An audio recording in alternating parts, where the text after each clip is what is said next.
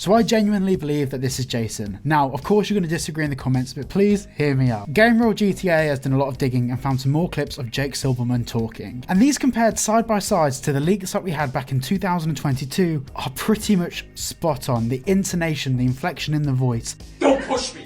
Don't try anything. That's right too. Don't piss me off. The pronunciation of words and the phrasing, the tone of voice, everything is spot on. Now I know what the comments are going to say. Jake Silverman's already denied it in his comment section on Instagram. Yes, he has. Yet Manny Alperez denied even being in GTA 6 on a podcast. Ned Luke denied that he was in GTA 5 back in 2011 when everyone knew him as the balcony guy. And many different actors over time have denied their involvement with games. Denying involvement within a game is not a breach of NDA. In fact, even saying they're in the game isn't necessarily a breach of NDA. NDAs aren't black and white. Now in my time, I've had to sign many different NDAs, and it's important that we understand the point of NDAs, how they work and how they operate. An NDA for the most part is only enforceable in court if the intent of releasing that information was to cause damage to a company. The whole point of the NDA is to have a mutual agreement between the employer and the employee that things won't be spoken about or company secrets won't be leaked. However, they can't expect all these employees to keep certain parts of their life secret,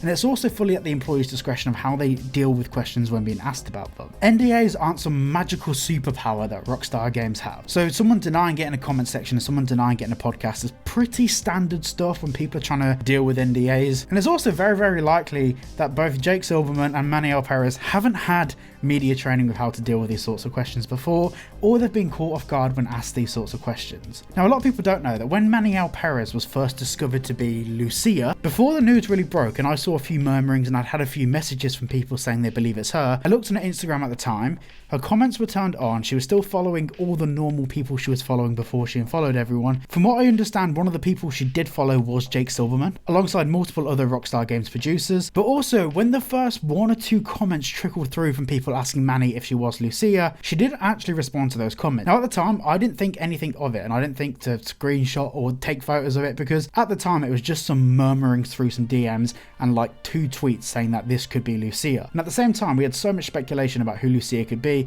that I just thought might not be her, who knows. It was only in the coming few hours and days that it became obvious that Manny Alperez is Lucia. So my personal opinion, using the rule of Occam's razor, which is basically the explanation that requires the least amount of assumption, usually ends up being the one that's true. As far as we know at the moment, it's very, very likely that Jake Silverman is Jason. Now I've had to be so careful about how I've phrased everything in this video. Of course, take all of this with a pinch of salt and do with this information as you will. But of course, please do not go and harass these actors. We are just theorising based on the information we have, and by the looks of things, it's extremely likely that Jake Silverman is Jason. I've left the tweet by Game Roll as the pinned comment on this video. Go and check it out, let me know your thoughts, and I'll see you all in the next one.